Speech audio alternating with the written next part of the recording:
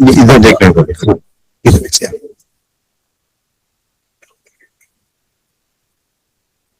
And three, two, one, action. Welcome to Optotax, where we break down the latest developments, challenges, and practical solutions in GST compliance for businesses and tax professionals. I am your host, CA Suresh Kumar Jain. I am the VP Finance at Open, the fintech platform behind Optotax. In today's episode, we will be discussing on intelligent tax compliance, that is the world of AI applications, the legal safeguards, and the practical implementation of AI. Today we have with us Mr. Manoj Batra, who is the strategy lead for technology and AI at Casimba Gaming and has extensive experience in building both B2B enterprise solutions and consumer scale platforms. With decade of experience in over B2B, B2C, and B2B2C solutions, welcome Mr. Manoj to Optotax. Hi. We also have with us Advocate Vivek Sarin, who is the founder of CLC Law and is a practicing advocate at the Supreme Court of India with more than 20 years of experience handling complex tax and regulatory matters. Welcome, Advocate Vivek, to Optotax. Hi. We also have with us Mr. Ashish Chandra, who is the Chief Legal Officer at Junglee Games. Ashish has 25 years of experience with various large and startup internet and emerging technologies like gaming, crypto, social and digital media, e-commerce, and fintech. Welcome, Mr. Ashish, to Optotax. Hi, good evening all. We have with us CA Deepak Kumar Jain, a tax expert with over 25 years of experience in GST and indirect tax advisory. He is the founder of Accolet Advisors and IndiaGST.com and actively contributes to industry discussions and policy forums. It's a pleasure to have you all on board. Let's get started. Over to you, Mr. Manoj Batra. Thank you, Suresh. So let me start and share my screen. I have a small presentation which hopefully will help understanding some of the jargons or the practices of AI. So this is the AI, the buzzword of the decade, if not decade, at least from the last 3 years. Like all other technologies over the last 100 years or more than 100 years, the new technology becomes mature, becomes accessible, becomes cheaper, and our lives, both professional as well as personal, changes along with that. So today, let me just see that how, or share with you that how some of the AI concepts that I have been and with my team have been working on. So the productivity gap is widening in the terms of the people that who work with AI or the processes and workflow with AI or without AI. And just for to make it simple, that reading and summarizing the 100-page document used to take 4 hours, or I'm just putting a number on that. I have not done it myself and summarized 100-page document. And with AI, maybe 30 minutes, that I have done. So, I can say that it is less than 30 minutes. The same thing goes with reconciling your entries manually, maybe day's job with AI, maybe 3 hours or maybe even minutes.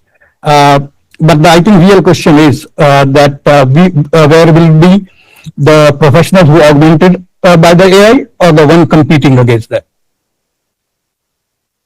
What AI technologies exist, and there are a lot of the technical words for that. I have tried to combine them into 3 main heads, which is machine learning, which finds the patterns in the data, and the example is flag unusual transactions. Generative AI, which has matured now, at least from the launch of ChatGPT, I think in 2022 or 2023. Which can read and not only read but create new content. And in your scenario or in the legal scenario, it can pull all the penalty clauses from these contracts, and it will be able to do that. While helping my legal team, I have already proved this, that it can do it very quickly and very effectively. Agentic AI, which was the buzzword for, or it was called the 2025, the age of, or the year of agentic or AI agents, which can execute multiple steps and tasks and make decisions as well. So it's like you can reconcile this data, flag exceptions, email me summary, all in one agent can do this multi-step workflow. So we have gone from learning from the data to creating the content to even making the decisions using AI. The adoption curve, I think we all, based on where we are, what type of companies we work for, what is the scale. I would put these as at these 5 level personally. There may be 100 other ways that people are describing this, but I put it aware where the people talk about AI, but no action, experimenting, running pilots, operational, at least one AI in production, scaling across multiple functions, or transformational, where AI becomes the part of your business and the workflow DNA. I think most of the companies or the people I talk about, we are still at, most of them are still at level aware or experimenting, and some have moved to operational. Whereas in bigger organization, the people are at the scaling stage, and we are yet to see that what the transformational stage would be and how our lives will change with that. Some of these challenges that we faced, and I think the people I talk to, is hallucination. The AI is becoming one of the most confident liar, and there's someone who finds, even if it doesn't find the data, tries to convince us that it exists. Data quality, it amplifies the data. If it is bad, it amplifies, makes it worse. If it is good, it makes the life easy. And then the 95% trap, that the AI is so often correct that humans, we stop checking that the rest of the 5%.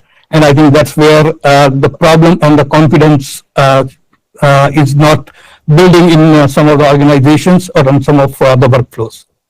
Obviously, integration with the legacy system is another challenge. Tele, SAP, they are still working on that.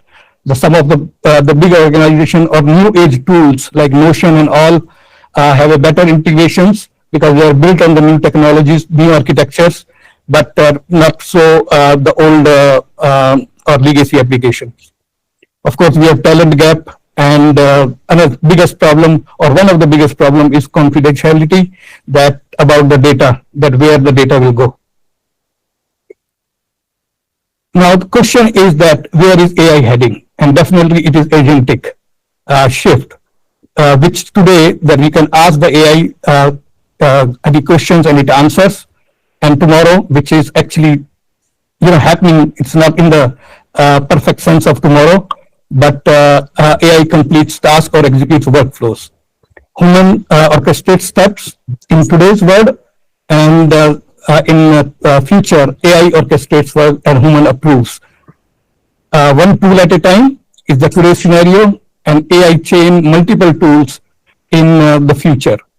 So basically, some of the stuff could be the agentic workflow, which can do multiple steps, and human review the final output. This is my personal the framework which we have built in-house. You can find many of them from big consulting companies, big fives, or even some of the technologies companies like Anthropic. But after working on this for more than a year, I put that into the two-line framework or two-lane framework: productivity and intelligence. So in productivity, you do what we are already doing, but doing it better and faster. And intelligence word, that this would be the do new things which we could not do before. And the simple examples are drafting, reconciliation, document review, or productivity lane. And intelligence side, predict outcomes and identify risk patterns. ROI timeline, I think this is one of the reason that some of the organization are stuck, that everyone wants the ROI tomorrow, especially CFO. In productivity side, you can demonstrate in weeks, 2 months, which we have already done. This is my personal experience. And intelligence wise, if you are trying to build a model or trying to build an algorithm, then it takes at least 6 to 12 months. And my advice that if you are not started yet, started with productivity. Thank you very much. Hopefully this was helpful. Yes, sir, surely. Before we go to the question and answers, now I would like to invite Advocate Vivek Sarin to take over from here. Yeah, so I will share the a small PPT on that. And what Mr. Manoj has said very rightfully, that it is about the productivity, saving time and doing, the larger task in a very short span of time. That is where for every professional, it is the saving of time and saving of money, especially. And for the lawyers and for the judges, it is very important. Why? When we look at the lawyers and judges, when they are dealing with a larger brief, the briefs are running into 100,000 of pages. Now, in order to go through the brief and summarize them, AI helps a lot. And AI helps in saving the time, creating the summarization of the documentation, and also creating the list of dates, and so on and so forth. Now we look at in the two formats. One, where the courts are using it. Second, where the lawyers are using them. So now the biggest example of the courts using it is the Supreme Court. In the Supreme Court, in fact, has using not less than 6 AI tools, and very important tools. Now those 6 AI tools are listed on the slide. Now they are doing transcription. When the lawyers are arguing in the court, they are doing the real-time transcription. Earlier it was a pilot project. Now they have used in the last constitutional bench hearings. They are using translation of the judgments passed by them in English language into the vernacular language so that everybody in the country can understand them. They are extracting the judgments also, and also summarizing the documents, because when the matter reaches Supreme Court, it starts from the tribunal / trial court, and pleadings get multiplied. There could be many parties, then the brief may run into several pages. Sometimes briefs are smaller, sometimes briefs are very big, maybe running 1,000, 2,000 pages. In those circumstances, it is not humanly possible that a person can go through more than 10, 15, 20 briefs in a day for everyday hearings. In that case, it is saving a lot of time and saving a lot of efforts also, and reducing the stress of working as a judge as well. Now, what has happened, that is it there any risk available or any downside to it? Answer is this way, that there could be some teaching problems which are already present, for which they have taken appropriate steps. Like Kerala High Court has issued one protocol that how AI should be used in the trial court, in the other courts, in tribunals. Similarly, white paper has been published by the Supreme Court, pointing out that what should be the good practice and how they should be followed. Because the reality of the day is that everybody is using AI, whether lawyers or courts or judges or any other person, even the litigant. Now, when it comes to, this is the part where the courts are using them. Now, when it comes to the lawyers, the responsibility increases, because when we are using and feeding the data into the AI, then we should be very careful that we should not be feeding data into the open AI, because the document can reach to anywhere, and document will become then public, and it will have its own set of consequences. One should be very careful about that. So generally, the AI, which is enterprise level AI, which in my understanding is Notebook LM, which is enterprise level, compared to Gemini AI, which is open AI, where the source can be restricted, your research level could be restricted, and therefore in this way that is safer. And sometimes it will always it will remain restrictive, and it will not hallucinate, also give you wrong and false results. So that is one of the reasons that the lawyers have to be very careful while presenting the case. It may get the responsibility, it has a responsibility, it has to be careful about that. And in case it is giving the false results, one has to take responsibility, and one should be very, very careful.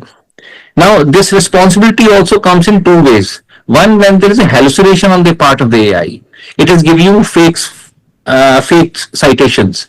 That is one thing. There could be any other situation when the organization having multiple juniors and multiple associates. In that case, one of the juniors is creating a document where the AI has given a false facts and false evidences. So my suggestion would be that one should always be very careful while using the AI, and they should always review the document before presenting it to the court, because it will have the consequence in the Advocates Act, consequence in the other regulations, and which are very serious. And therefore, it is surely a teething problem at the initial stage, which will go away over a period of time. And but it is really a time saver, and it's really productive, very productive. So this is the take on my take. And there's another aspect to it, which is the personal data and Digital Data Protection Act, which is also a very important aspect, and where every lawyer becomes the data fiduciary, because the data is owned by the client, and the data fiduciary, in case making any mistake, it has its own consequence. That liabilities are very high. So this is the aspect. But any which way,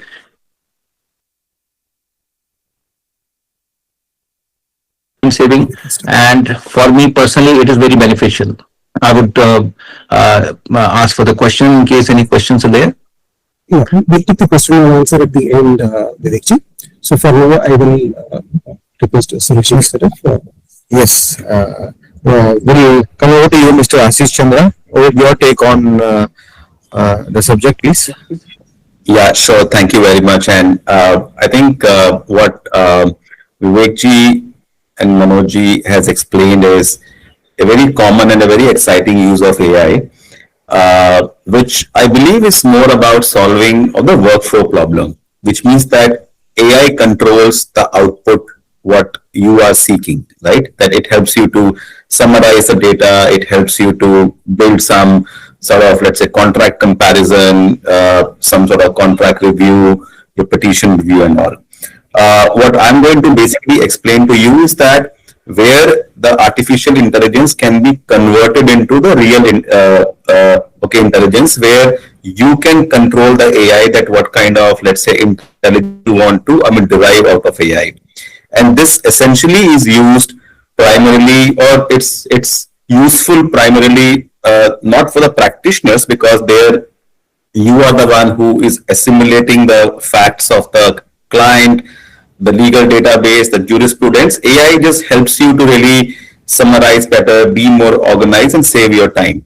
What we have done, it helps the senior executive, the board members, the CXOs of a company to actually take certain decisions which are very high value decisions for the company.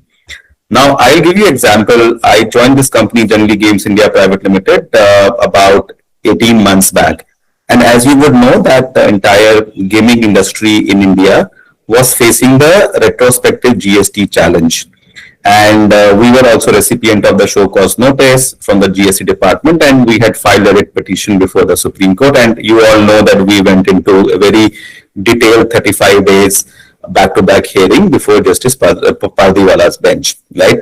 Now, I was quite new into the organization, and I was being tasked to really, manage this massive litigation, spanning more than US dollar 2.5 billion, which I think approximately 22,000 crores, which is a bankruptcy event for the company as well as for the entire industry. Now, what we wanted is that a tool which could really help me to understand that what happened today in the court, what is the strategy that I can build from today's hearing, so that I can be prepared for tomorrow's hearing. Because understand, this was a 35-day long hearing, and then I'm also accountable to give the kind of maybe inputs and strategy to my external counsels, to my senior counsels, to my board of directors, and also to my investors.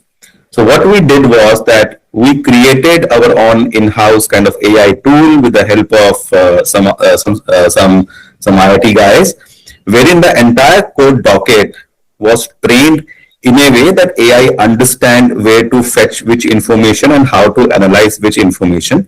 And the entire docket was then, okay, further topped it up on the written submissions which were being filed in the court, because we were a party. So we used to get a copy of that, the daily hearings in the court, what judge said, what this counsel said, what was the tonality, okay, of the judge. So all these human sentiment, okay, assessment algorithms were also built into the AI. And then it actually became a very good tool for us. Now the hearings are over, although we also used it very extensively to build our strategies, okay, during hearing. But post hearing also, it's important. It has become a good decision making tool for us to, think of certain next steps and certain decisions. So I'll just give a very small demonstration of the output of that AI. And the questions I have just asked are all the arguments made in the open courts. There is nothing proprietary here, but I'll just showcase that to you. Okay. Yeah. So it is just on the machinery provisions, what arguments were being made by the petitioner. It is a summary of the strategy or the arguments made, right?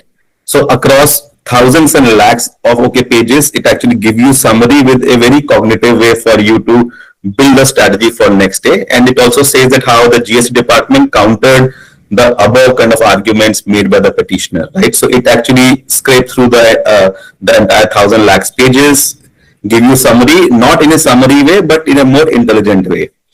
And last question, you see, I'm not showing you the answer of that because the case is still okay, sub judice. It could also give you probability of on which kind of legal okay, provisions based on the arguments of written submission, your daily hearing, sentiment, okay, assessment, the judge could say yes or no. So this is one of the example.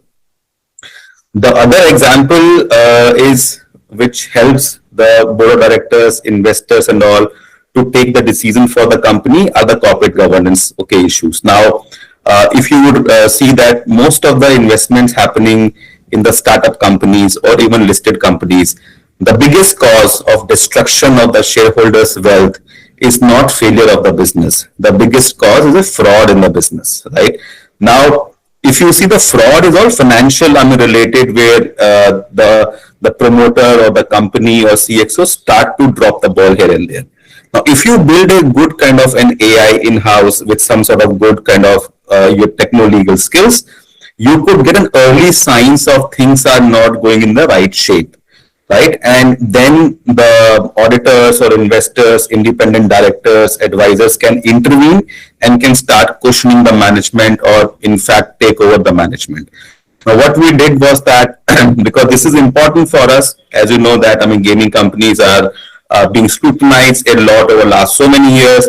And I, being the chief legal officer, I had to be on top of everything. I had to make sure that we are not losing, we are not leaving any stone unturned to ensure that we are complying all across the spectrum, whether it is the corporate laws or foreign exchange laws or tax laws, employment laws, everything, right? Now, one way to do it is that you have plenty of consultants, you have a large team member every time scraping through all documentation and all. But you still are open for human error, cost, and delays. We built a very smart AI tools wherein all this information is being, I won't say fed, but we clean the data, we fine tune the base large language model, and we are still in the process of creating it, but it will reach to a situation wherein, let's say if Ashish Chandra is a board of directors on the company, I will just type, I'll say that, hey, I am the board of directors of the company. Please let me know what statutory forms I have signed. What is the status of these forms? Are they being opposed? Are they in dispute? Are they in scrutiny?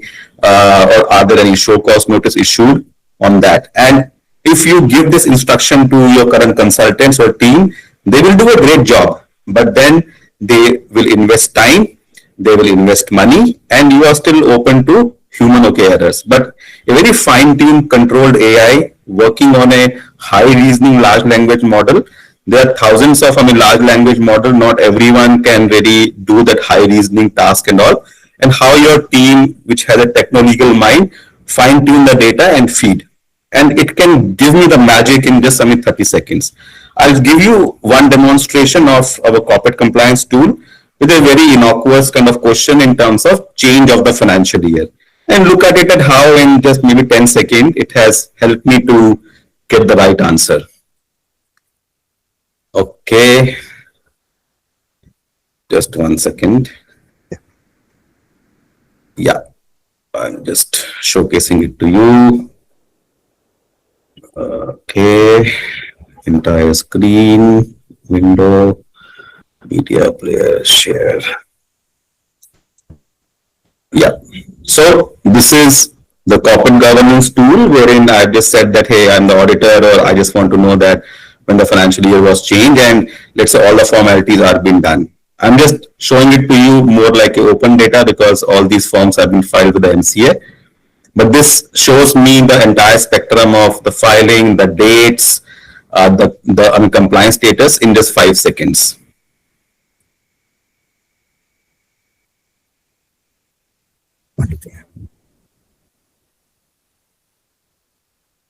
Okay. Yes. And the last, which I want to just show is that one, that, okay, this tool is being built for the corporates, right? For them to take very high level decisions, right? And to increase their efficiencies by 100 times and reduce the cost by at least 70%. And that's what we have demonstrated here in the company. What we are also doing is that my personal pro bono initiative, like all the lawyers and chartered accountants, they help the poor people who are in need of some crisis. So unfortunately, I'm not a practicing lawyer, nor I'm a practicing chartered accountant. What I thought was that if I have got that knack of building AI tools for the big corporates, so why don't I use my free time and my weekends and some part of my salary to build a tool which could help masses, like crores of Indians. That is what we are doing with a project called as equaljustice.ai. I would encourage you to go and see that website. It's equaljustice.ai. I will demonstrate one use case which is on the taxes, which is on the GST, which is meant for, let's say, everybody, because the biggest fear on GST is that if you get a phone call from the GST department or a show cause notice or any email, the first thing that comes to the mind of any trader, whether you are small trader, medium trader, high, that कि यार मुझे jail तो नहीं हो जाएगी, और अगर jail होगी तो मुझे बेल कैसे मिलेगी. Now, we have just basically fine-tuned, created prompt, engineering, fine-tuned the data, case laws and everything. And we have created the system wherein we are building the art and science of asking the right questions. This trained chatbot will ask you the right questions to get your facts and put the facts on the existing and latest law and give you the right advice. And the cost is very less. It won't even cost you more than 100 rupees. And that's what we think that maybe all the traders would be able to get this benefit so that they can start respecting the law and the law enforcement officers more. And this would be my last kind of demonstration.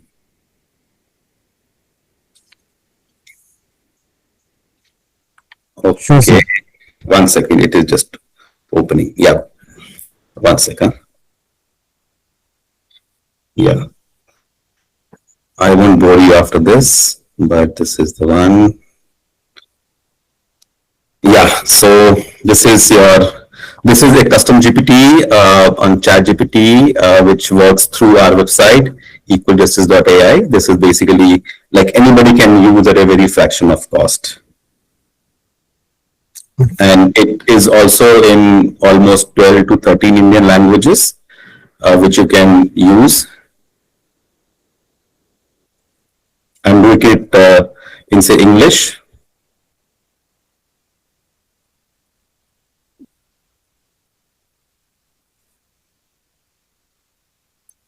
All the disclaimer from a legal standpoint, it takes your consent.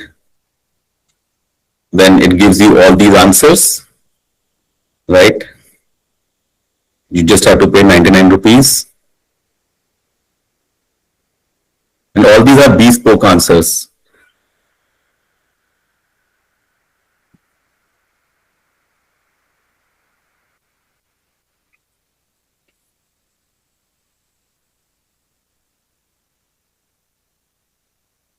So that's the real, I mean, democratization of AI, wherein experienced expert people can create very micro agents and can make them available to crores of Indian at a fraction of costs. That makes justice equal for everybody. Like, everybody would have the micro AI agents in their pocket to get the best information, but still, you would still need very senior chartered accountants like your Vivek and also Deepak to make sure that, I mean, you are not basically leaving any loophole back on the table.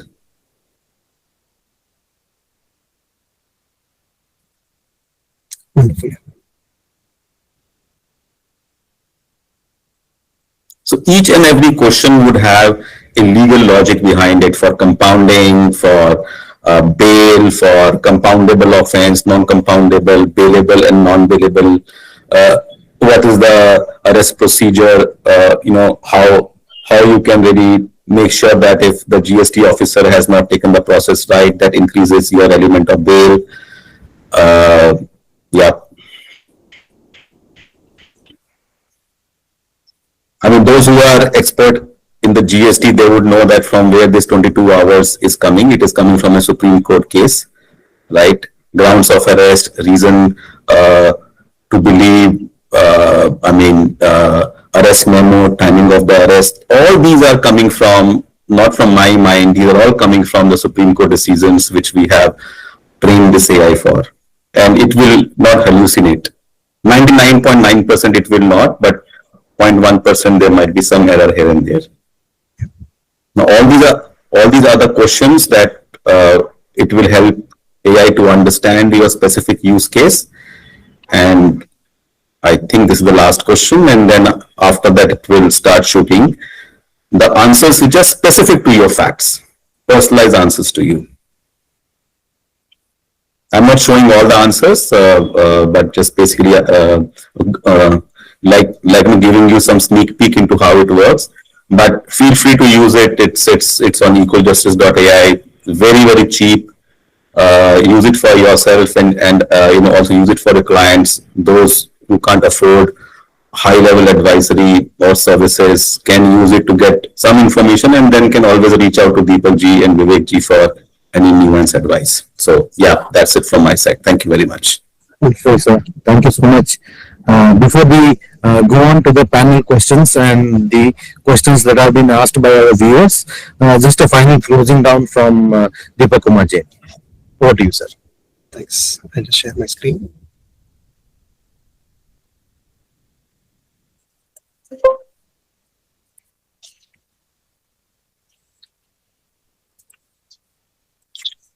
So is my screen visible here? Yes. So I'm very much excited in sharing my perspective on AI. I think that's the in terms of a practitioner, I think this is one of the hot topics which one would want to kind of participate in. So let me first thank Optotax for giving us this wonderful opportunity to share a collective kind of in terms of our approach. The intention was to kind of have Manoj share his technical expertise on how AI is kind of built in. Then we had Vivek ji kind of sharing how AI is impacting from a legal perspective. And then we had Ashish ji giving us beautiful use cases. Now, in terms of mine, I'll probably give certain perspectives of how AI is transforming our professional practice. Now, just going back to what Manoj illustrated, you may have at your organization level or in terms of your approach to AI at various kind of stages. It could be in the form of being experimental or being aware to a stage where you are actually transforming. Now, if I just take a simple example, Suresh. Now, let's say when we were kind of using the phone, initially when it kind of came in, we were using it only for communication. Right now, with over the period of time, the phone got empowered with kind of having emails, then connecting with internet, and then now you have the VR, AR, and now AI integrated handsets. And so certainly the technology has evolved, right, over a period of time. Now, likewise, from an AI perspective, I mean, it has kind of enabled our practice to kind of really, I mean, it has assisted. I mean, if it is, I would call, I mean, as Ashish ji also mentioned, it is like an assistant who's super intelligent, who can kind of help us. In fact, I may be, let's say, a medical practitioner. It can allow me to kind of get into coding using Python, teach me step by step what is that I need to kind of do. There are kids who are very young, let's say in grade 5, grade 12, kind of doing exceptionally well in terms of the usage and its ability.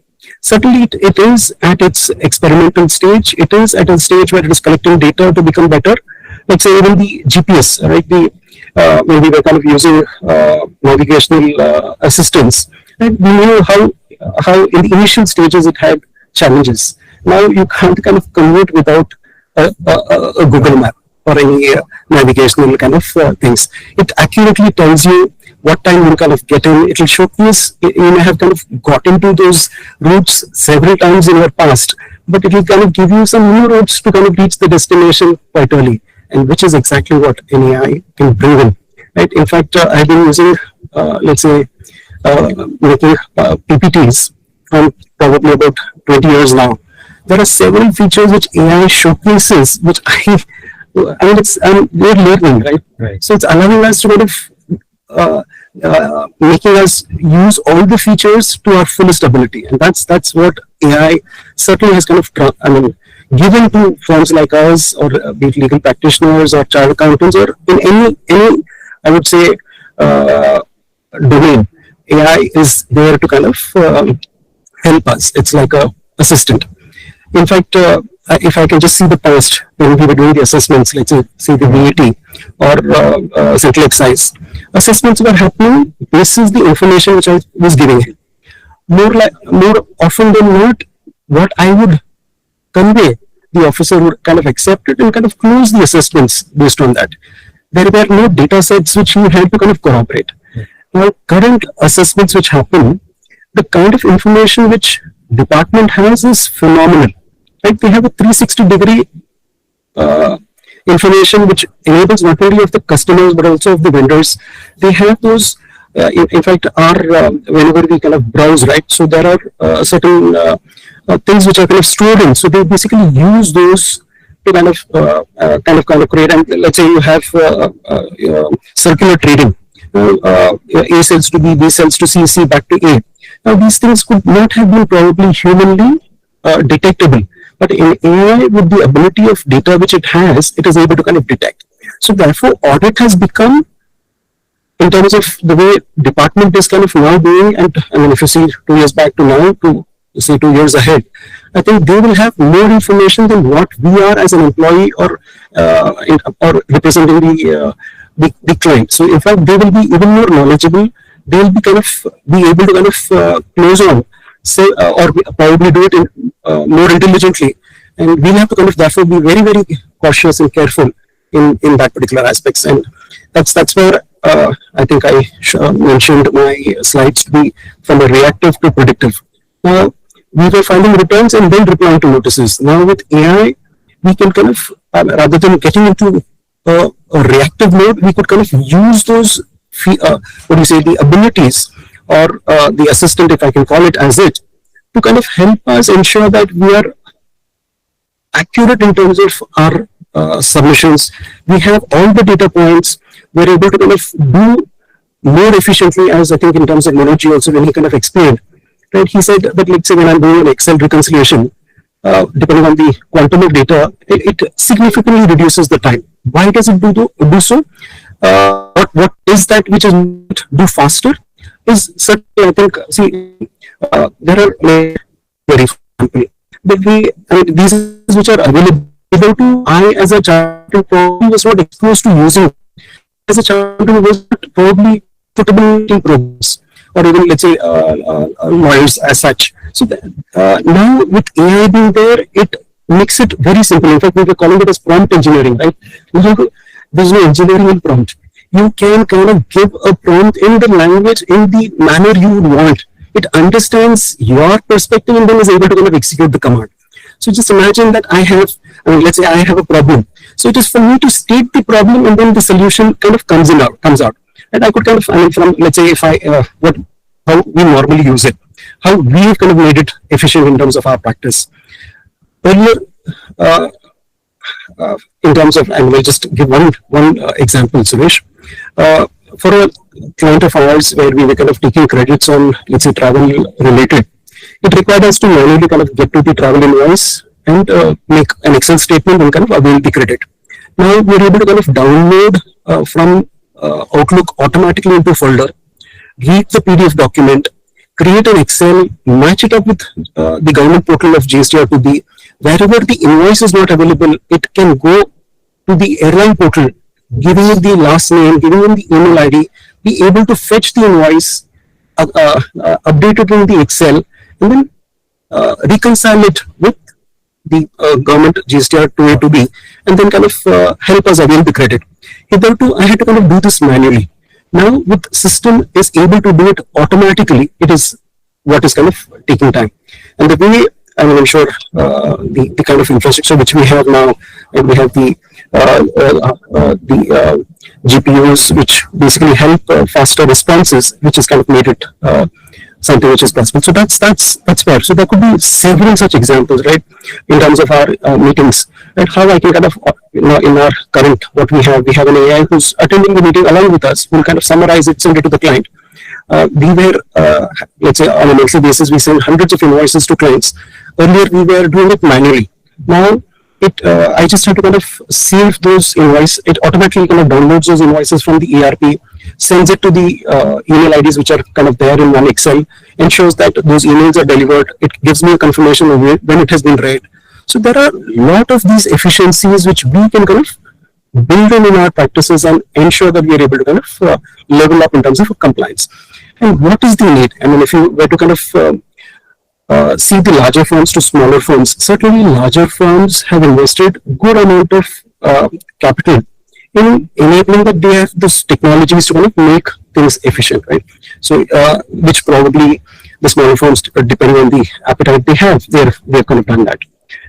It is therefore very, very important for us as firms to kind of be able to kind of match our service levels to the ones who are the best in terms of the industry. And here is where you have the AI, which is actually an enabler. Right? It can kind of help us match our abilities to the best and be able to kind of serve the client in a manner which probably the best in the industry is also be able to do. So it is for this, if I have to kind of scale to that, I mean, how do I kind of do it? It can't certainly happen overnight. Like say driving, right? When we learned a car, the more we practice driving, the more it helps us to become more proficient, right? So is in the case of AI. Right, we'll have to, as I think the previous speakers also have kind of illustrated, right? So you will have to kind of start with one use case, right? Build it up in terms of models, right? Start learning in terms of them, and then kind of scaling it up to the larger audience. So from our abilities perspective, we'll have to kind of invest more time and then come up to that particular. And many times there is one thought, Suresh, that whether mid-sized firms will kind of perish with larger firms kind of encashing. In fact, I feel that AI would be a boon to a mid-sized firm than a larger firm, only for the reason that, say, normally in our kind of practice, if we save some time, right, we give back to the client. Now, if I have kind of used technology and been a little more efficient in terms of my delivery, the time which I have kind of saved, I will kind of invest in kind of giving the advisory. So we have a little more personal touch with the client. So if we use the AI and be able to kind of do it faster, better, and be able to give those additional times back as an advisory, we are able to kind of retain the client. So therefore, firms have to kind of ensure that they know how to use the technology and be able to kind of deliver smartly.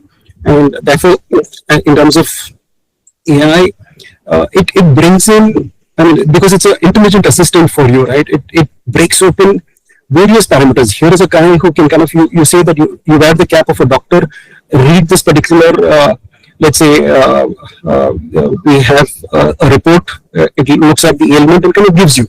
Same person, you tell them, you read, you get into the best lawyer, read this, summarize it, and kind of give me a perspective of what are the pros and cons in terms of arguments. There is where it is.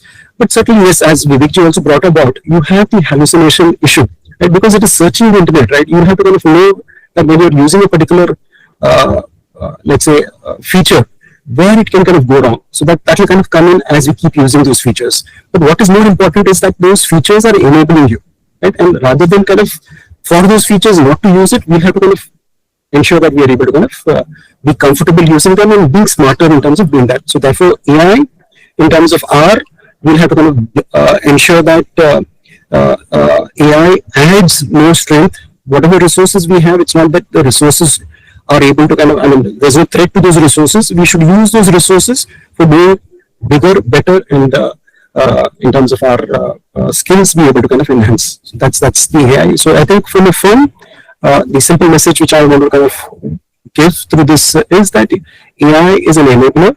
Let's use that more frequent and enhance our abilities for better kind of service. So that's for me, Suresh. Sure. Sure, Deepak, thanks for that. So we just have about 10 minutes now. We started 4 minutes late, so we have 15 so minutes. we'll just go with the panel questions that we have. The first question is to Mr. Manoj. You mentioned that the productivity gap opening between professionals who use AI and those who don't. What advice would you give to someone who feels overwhelmed about the start with AI adoption? Thank you, Suresh. See, the overwhelm word itself is the first barrier. I think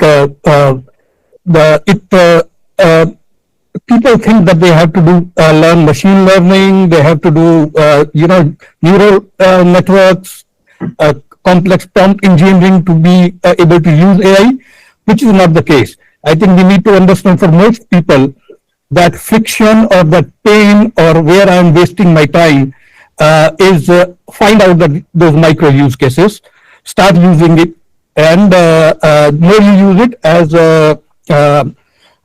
Deepak was saying, more you become better, and more AI learns about you better, and your chat GPT over the weeks and days will understand your context much better than you understand yourself.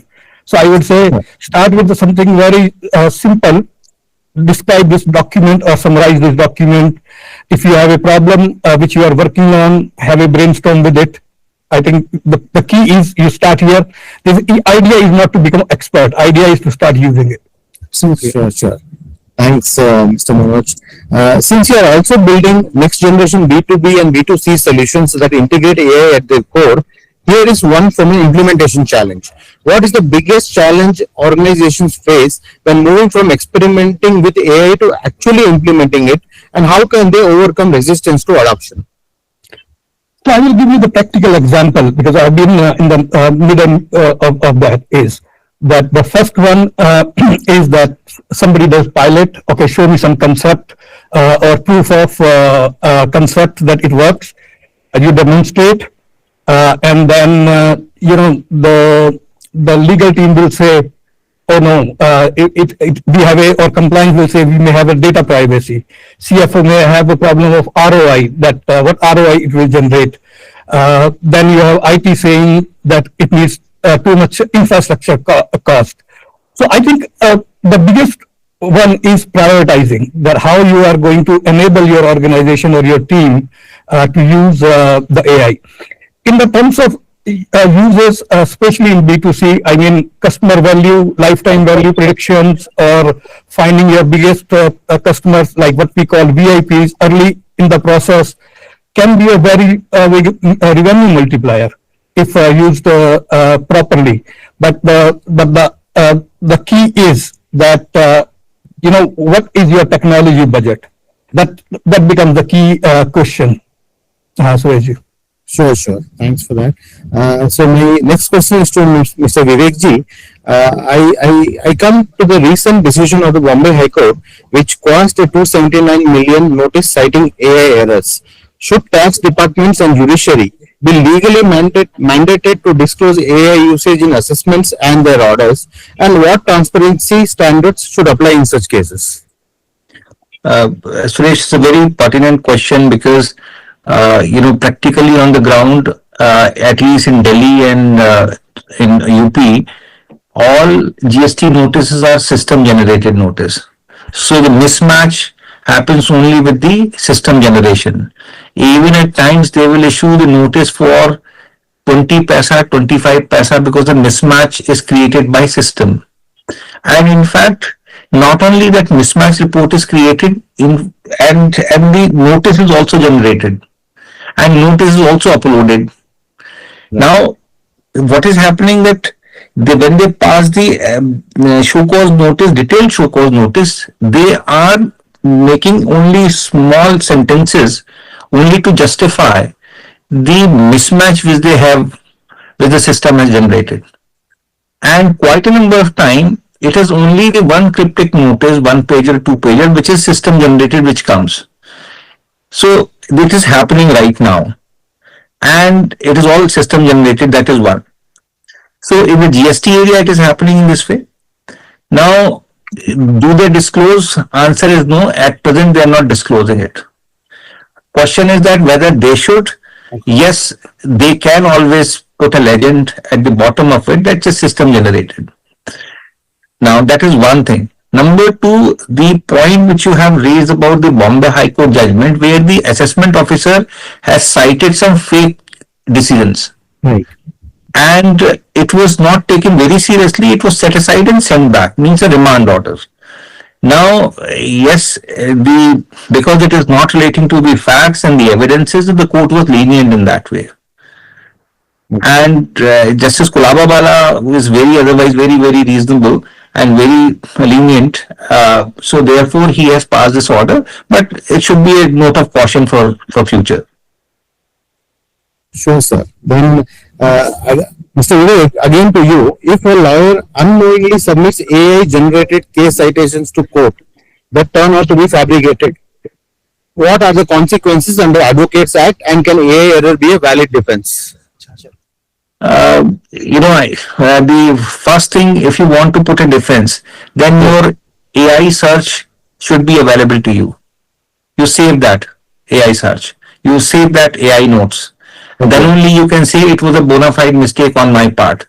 So instead of having the severe punishment, you will have reprimand only by your Advocates Act regulatory authority, the Bar Council. Then you can get away with that. But that is one thing. But there could be another thing where it could be a perjury or contempt of court, where you also have to be very careful. So ultimately is that whatever comes out, you have to review it. You cannot be complacent about this or negligent about this. Sure, sir. My next question is to Mr. Ashish. What precautions should organizations adopt to permit the responsible use of AI by its employees without risking the leakage or misuse of sensitive or confidential information? Yeah, so I think it's more of a technical question, and if the organization has a technical team, I think they should get involved early in decision making. So you have only two decisions, and it flows down to the fact that there may be a slack in the video for a moment. As of now, there is no slack. We expect that to happen. Okay, so like how the companies have started to use the cloud infrastructure to store their data, right? So data is not stored in their company premises. That's been stored in, let's say, Google, Azure, and your AWS. So similarly, when you are using the large language model or AI, so there are two types of AI. One are the hosted one, wherein let's say your ChatGPT or Gemini or say Cloud or say Grok. So they are hosted. You don't really download into your own server. They're hosted on the servers of the respective companies. There you can go to the settings and can do your setting, like how you do your settings on WhatsApp, how you do your setting on Microsoft and all, how you do your setting on AWS. There are tools available in very mature AI where you can tweak the setting to ensure that your data is not used by AI to train their own model. It's not being stored in their server for your web search, so on and so forth. But if you are really very sensitive that you don't want to really, take any chance, then there are open source AIs available, right? Which you can download and store into your company's own server, which would have its own firewall and can use the AI to do their work. The trade-off is that if you download the AI and keep into your own company servers, you would be you would be then deprived of the innovations happening in increasing the version of the AI. Versus when you use the hosted one, make sure that you go with a reputable company which has invested billions of dollars to build the AI. Their reputation, their stock market, their valuation is at stake, and they have various tools available in settings for you to preserve the confidentiality and privacy. I know our organizers have left. Yep. I think they are back. Yeah. You back? Yeah, well, Suresh. Suresh, can you hear us? Yes. Oh, no. They are on mute. Sir, we can hear you. Yeah, so I have finished answering your question. Yeah, if you have any follow-up, I'm happy to address. Yes, sir. So just for the sake of repetition, with your experience across WhatsApp, Netflix, and crypto platforms, how does the DPDP Act 2023 specifically impact chartered accountant firms and law firms using AI tools that process client financial data? What consent framework is legally sufficient? Yeah, so I think my friend Vivek, has covered the entire DPDP aspect in his presentation. How does that apply to chartered accountants and to lawyers? But if you go back to my third demonstration of equal justice, the GST arrest and all, if you would see that it started with a disclaimer, it took the consent, and then it went ahead. What we did that at the back end, because we are using for that suite, we are using the ChatGPT OpenAI. In the settings, we have disabled that your chat session will not be used by us or OpenAI to train their models. So these are responsible AI, use case and consent mechanism. But Vivek has adequately covered the various legal nuances on this. It's very simple to implement. I have fought the most difficult data protection, litigation and regulatory complications in India, thanks to be part of WhatsApp and all. I think this piece of legislation, I must compliment and congratulate the Ministry of IT. It is, I believe, one of the simplest data protection law and rules you could ever find across the world. This is to enable a lot of small startup companies to really have some sensible use of the personal data and not to impede their growth. So I think kudos to them. Very simple piece of legislation. Yeah. Sure, sir. Now, over to you, Deepak ji. DPDP Act 2023 requires consent for data processing. When a CA uploads client GST data to an AI platform, whose consent is needed? Just the client or also their vendors whose invoice data appears? Wonderful question, Suresh. So I think the Digital Personal Data Protection Act, as Ashish also brought about, I think from a legislation perspective, it has kind of borrowed its strength from the various global laws. Now, whenever I'm kind of having personal information, I need to kind of ensure that I have consent. More likely than not, sometimes it branches out not only to the immediate client of mine, but also to his client or his vendor. Right. So therefore, it is very important for us to ensure that from a compliance perspective, if I am representing my client, it is practically impossible for me to kind of reach out to several of his clients or vendors, right? Right. But yes, I have to kind of be watchful to ensure that which personal data is something which I have of my client. I need to ensure that between me and my client, I have all those consents in place.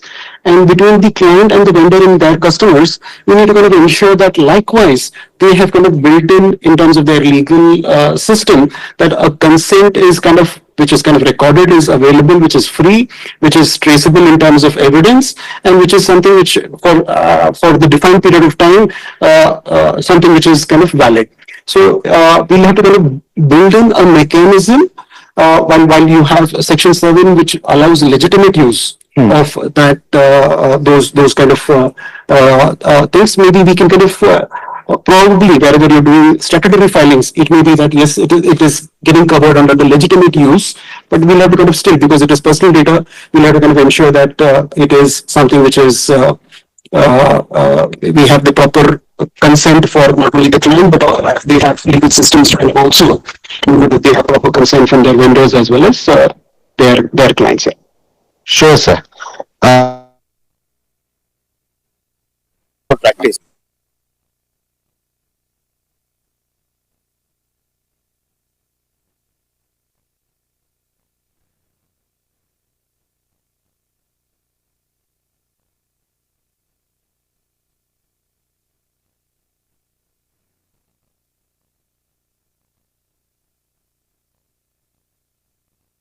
Suresh, you are on mute. Suresh, you are on mute. You're still on mute. Yeah. Yes, sir. Thanks, Ashish. Yeah. See, Deepak, how has AI enabled you in your practice? Can you share the practical use cases and what is the level of adoption in a mid-size to large CA practice firm? So let me first apologize for the technical glitch we had. Yeah. So it momentarily switched off our laptop, and I think we were able to kind of connect back. Thank you so much for that. Now, in terms of the use cases, Suresh, I think we have, certainly from my perspective, I'll tell you personally, my approach was to kind of ensure that the team which I have, I'm able to kind of have them learn how to use AI effectively and be able to spread their learnings to the larger audience which kind of we have.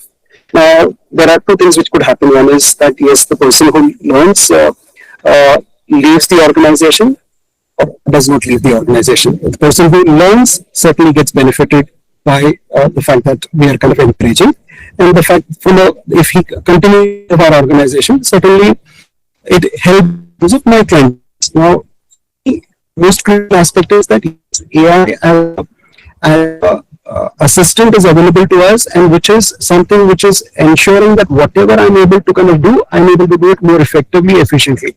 And the scale at which I can perform is phenomenal, right? So therefore, it is very, very important for us to kind of look at simple tasks to complex tasks and then be able to kind of automate. As a typical chartered accountant or law, I think 60 to 70% of our time gets into procedural aspects, and which is what can be automated. And in fact, in AI, the entire cusp of whatever we would want to kind of do is revolving around automation. Right? So how I can kind of use, there are several tools which are available, how I can use them to automate. It could be in terms of my email reading, email responses. It could be in terms of creating a timesheet. It could be kind of creating an app. It could be kind of, you imagine it in terms of a workflow, it can kind of be connected. Now, hitherto, from a data perspective, AI was kind of fetching the data and kind of giving you a response. Now you have workflows which can kind of be built in, which can be connected. Let's say, for example, as Manoj also brought about, I'm connecting an AI to, say, SAP or Tally. The entire financial statements can be prepared in a manner which, let's say, it is Schedule 6 compliant, or kind of come out with certain beautiful dashboards which kind of help, which probably the best of the CFO also would not have kind of looked at those aspects, right? So certainly it empowers each of our users in our own aspects. Like, say, if I'm into GST, right, it will help me to kind of do GST reconciliations. It will kind of pull out probably errors which non-filings which my vendor would have kind of done, or probably also my customers in terms of grading who I should kind of who are compliant, who I should kind of keep serving more. So there could be various factors which you can kind of add on in terms of your strength and certainly build upon. So certainly there are multiple, maybe we are basic in terms of, I would kind of call it as such. We are still basic, but certainly it has enabled each of my resources in my office to kind of be a little more efficient. And if we keep doing that, I can clearly kind of confirm that this is something which will add a lot of our strength, and whatever we do to our clients will be certainly much better. Deepak, my next question is to Mr. Ashish. With your experience across Web 2.0 to Web 3.0, should India develop indigenous AI models trained on Indian tax laws and jurisprudence, or continue adapting global platforms? What are the strategic implications? Yeah, look, the foundational AI models, I think the ship has sailed. So I think there are people, there are companies which have invested billions to build it. Now, I mean, for us to, and I'm not saying that in India we can't do it. We have best of the brains, but do we have very liberal, patient, long-term capital to take long-term risk? I I think we all have the answers, right? I mean, if you see Mark Zuckerberg or maybe Sam Altman, Apple, Google, they are paying salaries of more than 1,000 crores to the chief AI scientist. Could you imagine that if let's say the Indian companies are willing to pay this amount as salaries, they can build it. But having said that, based on my personal experience and the demos I gave, so we use the high reasoning based foundational models of some of these large companies, but there is a way to fine tune it. There's a system called as embeddings, there's a system called as fine tuning, a system called as retrieval augmented generation, right? So there are things which are available for you to use these high reasoning models with okay, varied cost, and then train it with your own data set. So I would say that pick a high reasoning model. Most of the mistakes which the Indian AI developer do is that they will download a free to use model, open source model, right? They will use the very cheap OpenAI model, low reasoning model, zero reasoning model. They are not going to solve for the cognitive use case, right? Now, if I am offering something for 99 over here, I'm actually incurring loss, right? Because I have to pay for token cost, right? So use high reasoning model and put your data, the cleaning of data. Now, where I think the professional like Indian lawyers, Indian accountants can really do for the world and can earn lot of money, crores and millions, is if they can be trained to clean the data to fine tune these models, right? And you can create a very specialized, not only Indian tax laws or Indian matrimony laws or Indian your criminal law, okay, related AI agents. If you have that techno-legal mindset to fine tune and train the AI, the world will then outsource the things to you, right? So I don't think we should really spend time building our own foundational model, but use our techno-legal skills to really fine tune the models. Yeah. Sure. On a lighter note, Suresh, I think he just mentioned about tokenization, right? What I just understand is the fact that many times people have the habit of saying thanks or kind of close on in terms of conversation with those GPTs, right? Just mentioning those thanks also consumes a lot of power, and millions of dollars actually go in terms of that kind of.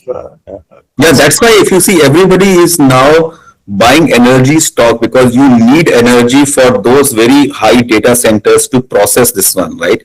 The most valuable stock is Nvidia. The other kind of stocks which are going up in the US 30-40% every month are the energy stocks, right? Sure. Mr. Ashish, I know that you are an investor in legal AI startups. What security standards, ISO certifications, data localization, encryption levels should professionals demand from AI vendors before processing sensitive client data? Yeah, look, I think it's important. So one should check on Google is a term called as AI washing, right? So I would say that most of the AI vendors, I don't know what kind of tech stack they do, what kind of AI solution. I mean, today I can even say that my calculator is an AI, but that's not an AI. I can say my Excel sheet is an AI, that's not an AI, right? There's a lag. If you have a co-pilot, So I think what you need to do is that if you want to take an AI solution, you must have somebody who understand AI a bit. If you don't have as part of your organization, you can hire them as a consultant. Make sure that they are part of your technical discussions with the AI vendor. And I can give it to you then in writing that you will take the best decision. Almost 90% of the pitches you would be able to then filter through, where you will get to know that where is AI washing, what's a real AI use case, what tech stack has been adopted, what kind of settings they have done to ensure that your data is not disclosed or used for that, right? I mean, I don't think that ISO certification has been really now evolved to really include the ISO kind of parameters for the fine tuning and data going and reinforcement learning. I think that's more of a long term. If you are adopting something of AI, get somebody who understand AI, pay them something for you to take the right decision, which will help you in the long run. ISO certification, I think it will come, but it will take about 1-2 years. At least I am not aware of that. Sure, Mr. Ashish. So, considering the time, we have already exceeded the slot that we had. I think I'll just close on with the last question. This is to Advocate Vivek ji. Currently, a lot of litigation under GST is around arithmetical errors. With AI automating compliances, my question is, will AI narrow tax disputes given that it is improving compliance accuracy, or will it expand disputes by creating new areas of contestation around algorithmic decisions? What are your prediction for litigation trends? It's a very debatable question, and answer is also very debatable, because at the macro level, when the compliance are automated, litigation is supposed to go down because more accuracy and less litigation. But at the same time, there's a dichotomy that because the system is generating the notices, therefore the AI used by the department is creating problem. For example, in case the supplier has not generated e-label and the value is more than 50,000 or 1 lakh rupees, and in that case interstate, then he has delivered, say, suppose a small component, very small component which goes into telecommunication industry. He delivered that because of urgency, switch is going down because the uptime is very high.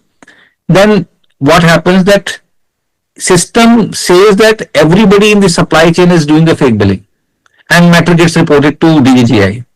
Now what it is happening, that at least 4 to 5 persons are getting into litigation. So the reasoning is what Ashish also pointed out, that the reasoning and high reasoning AI should be used so that the litigation could be reduced. But the answer is that way debatable. But in the longer run, it could be the initial teething. Probably in the longer run, litigation will go down. Only the legal issues will remain to be decided by the courts. Sure. So that gives a lot of perspective on the compliance portion of litigation that is currently going on and is exceeding the number of limits that is there. So we'll surely get back on that. Apart from that, I have about few questions coming on YouTube also. So considering the paucity of time, we will ensure that the answer is given on the trialing link itself. And if possible, please do state your email ID on the YouTube link, on the YouTube video, which is going to be posted right after this hour. So request you to please post all your queries. We have about 4 to 5 queries also right now coming from YouTube live customers, which will also be answered. And apart from that, about 4 to 5 questions are there in our panel discussions also. So we'll circulate over this to all of them, sir. Thank you all the 4 or 5 guest speakers that have been here. Thank you so much for joining us and giving the enlightenment on the usage of AI in GST, compliances, litigation, and so on. Thanking you all and once. See you again. Optotax coming back with the next podcast very soon. Thank you, Suresh. Thank you, Suresh. Thank you. Good evening, everybody. Thank you very much. Bye. Good evening.